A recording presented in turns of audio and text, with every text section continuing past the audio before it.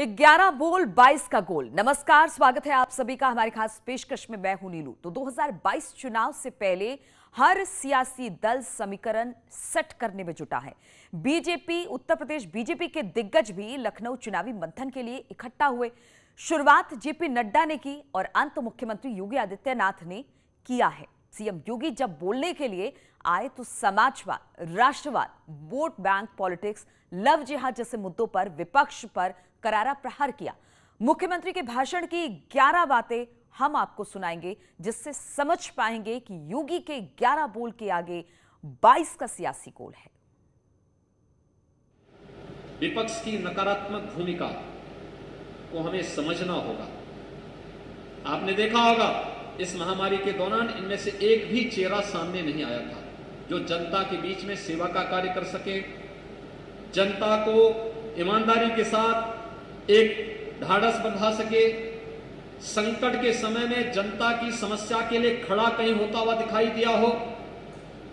वहां पर सरकार थी, संगठन था, भारतीय जनता पार्टी या विचार परिवार के कार्यकर्ता के अलावा कोई भी राजनीतिक दल उस दौरान जनता की सेवा के लिए नहीं था। नकारात्मकता जरूर, कोई वैक्सीन के बारे में नकारात्मकता पैदा कर रहा था, कोई कोरोना को और पैनिक बनाने का कार्य कर रहा था, लोगों में भय और दहशत का माहौल पैदा करने का प्रयास कर रहा था, और ये बीमारी की भयावहता को बढ़ा चढ़ा करके प्रस्तुत करके प्रत्येक नागरिक के जीवन के साथ खिलवाड़ करने की जो कुत्सित चेष्टा हो रही थी, इन सब को हमें समझना होगा और आने वाले समय में भी ये लोग इसी प्रकार से करेंगे।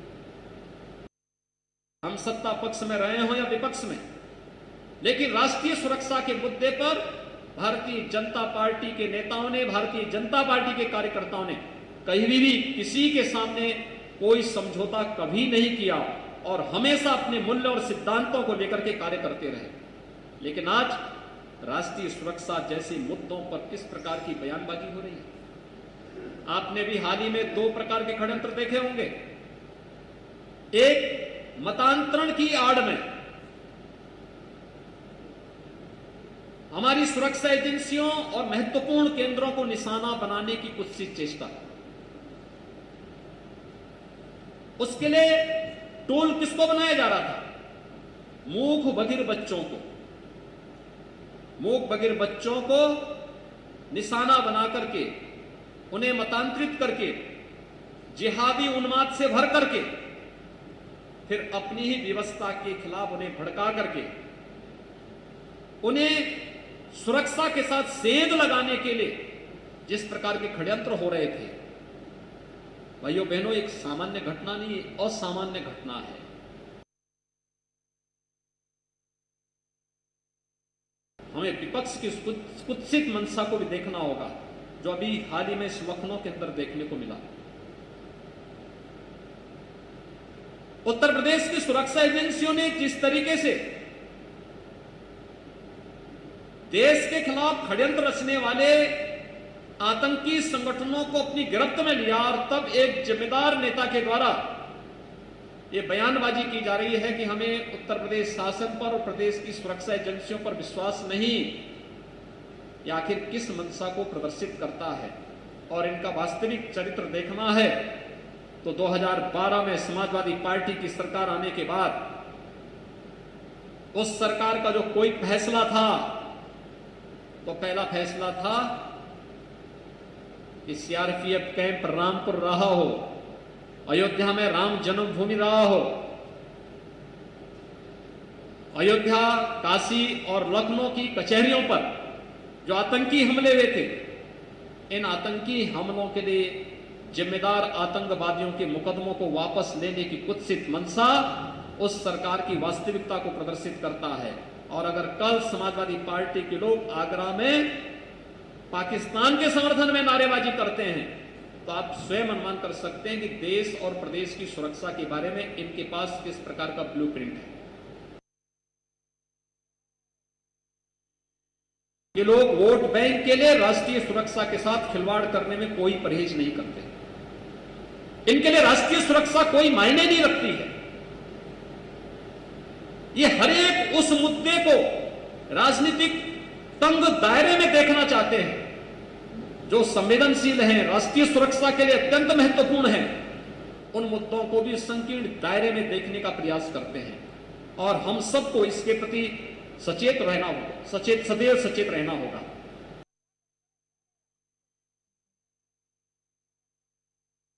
आप जानते हैं, लव जिहाद के खिलाफ हमारी सरकार ने विगत वर्ष ही एक सख्त कानून बनाया था, और कैसे कैसे चेहरे छद्म नाम से हमें जो आशंका थी, वह आशंका सच साबित हो रही है। जब आप देख रहे होंगे जगह जगह इस प्रकार के नमूने निकलते हुए दिखाई दे रहे हैं कि कैसे छुप करके उन लोगों के द्वारा समाज में विस्फमन करके, दुष्प्रचार करके और पूरी व्यवस्था के साथ खिलवाड़ करने की कुछ सी चेष्टाएं होती रही।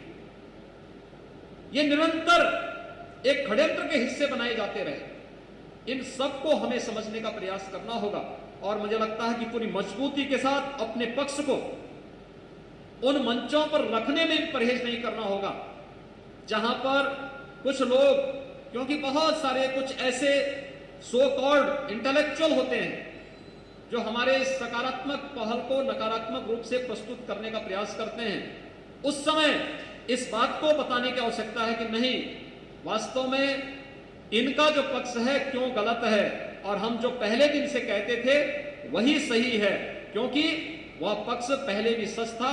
और आज जब हम उनके एक एक मामले को निकाल करके बाहर ला रहे हैं, आज पीड़ित लोग जब अपनी बात को प्रशासन के सामने और शासन के सामने रख रहे हैं, तो एक एक बात तो सच होती भी दिखाई दे रही है, जो हम लोग एक वर्ष पहले सोचते थे।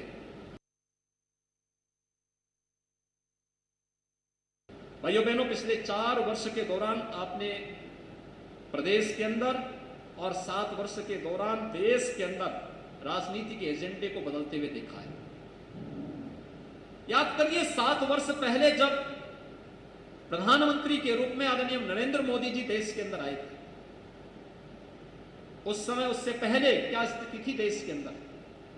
उस समय देश के अंदर गरीब, उससे पहले सरकार के एजेंडे के 5 हिस्से नहीं हुआ करते थे। किसान आत्महत्या करता था, सरकार के एजेंडे का हिस्सा नहीं था।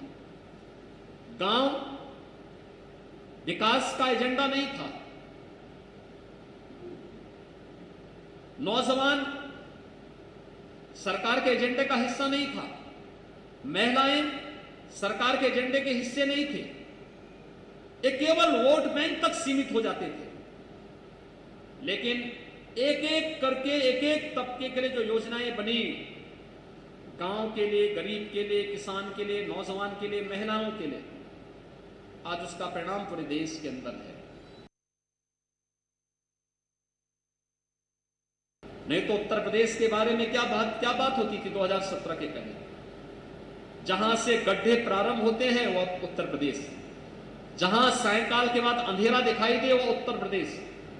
लेकिन आज 4 लेन कनेक्टिविटी के साथ उत्तर प्रदेश की सभी इंटर स्टेट कनेक्टिविटी को जोड़ने का कार्य, हर जिला मुख्यालय को, हर तहसील मुख्यालय को, हर ब्लॉक मुख्यालय को 4 लेन और 2 लेन के साथ जोड़ने की कार्रवाई, हर गांव को पक्के मार्गों से जोड़ने की कार्रवाई, और इंफ्रास्ट्रक्चर डेवलपमेंट के लिए एक्सप्रेस हाईवे के माध्यम से औद्योगिक क्लस्टर के साथ उसे जोड़ते हुए जिस प्रकार के विकास की कार्य योजना को आगे बढ़ाने का कार्य हुआ, यह अपने आप में लोगों के लिए कौतूहल का विषय है कि प्रदेश वही, सिस्टम वही, पैसा कहां से आया? कानून व्यवस्था की स्थिति, सिस्टम तो वही है, सब कुछ वही है। सरकार में कुछ चेहरे बदले हैं, लेकिन उन चेहरों ने कुछ बदलाव करके दिखा दिया, और वो बदलाव किस रूप में है कि आज उत्तर प्रदेश की कानून व्यवस्था का लोहा पूरा देश मानता है और इस बात को पहचानता कि हां, उत्तर प्रदेश की स्थिति एक बेहतरीन कानून व्यवस्था के कानून का राज के रूप में है। हमारी टीम के सदस्यों को भी नहीं मालूम था कि इतना निवेश आ सकता है। मुझे याद है जब पहले इन्वेस्टर समिट की चर्चा हुई थी, मैंने महाना जी से कहा, मैंने कहा महाना जी कुछ इन्वेस्टमेंट की भी कुछ अब बात हो। उन्होंने कहा नहीं, हम तैयारी कर रहे हैं, लेकिन मैंने कहा लेकिन क्या? उन्होंने कहा 20,000 करोड़ रुपए का निवेश कराएंगे। मैंने कहा 20,000 उत्तर प्रदेश के लिए हमारी आबादी कितनी है? उन्होंने कहा अभी माहौल नहीं है, हम कुछ रोड शो करते हैं, एक रोड शो में अगर आप चलेंगे तो और अच्छा होगा। ये लोग गए और 3-4 जगह गए तो 20,000 करोड़ तो खैर लेके आए। और जब एक बार मुंबई में हम लोग गए तो 2.5 लाख करोड़ रुपए का केवल वहीं से आ गया था निवेश। इसके पीछे 1.5 करोड़ नौजवानों को नौकरी और रोजगार भी दिया गया है। 1.5 करोड़ नौजवान और रोजगार आज अपनी ऊर्जा अगर उत्तर प्रदेश के अंदर लगा रहा है। और दुनिया देश के अंदर अगर बेरोजगारी के रेट को अगर आप देखेंगे तो उत्तर प्रदेश सबसे बड़ी आबादी का राज्य होने के बावजूद बेरोजगारी के रेट में सबसे नीचे है। कोई व्यक्ति नहीं कह सकता, कोई भाई भतीजावाद नहीं, कोई परिवारवाद नहीं, कोई जातिवाद नहीं, कोई क्षेत्रवाद नहीं, कोई भाषावाद नहीं, कोई किसी प्रकार का वाद नहीं। योग्यता के आधार पर हर व्यक्ति को हर गांव से कम 1, 2, 3, 4, 5, 10 बागपत के एक गांव का बड़ा गांव था। जब लोकसभा चुनाव के पहले में वहां गया था 27 नौजवान वहां एक साथ यूपी पुलिस में भर्ती हुए थे। ये चीजें दिखाती हैं सरकार की व्यवस्था पूरी पारदर्शी है। वर्षों से लंबित सिंचाई की परियोजनाएं, बाणसागर की परियोजना रही हो, सरयू नहर परियोजना, मध्य गंगा नहर परियोजना, अर्जुन सहायक परियोजना जैसी लगभग 1 दर्जन सिंचाई की परियोजनाएं दशकों से लंबित थी, कोई पुरसा हल नहीं।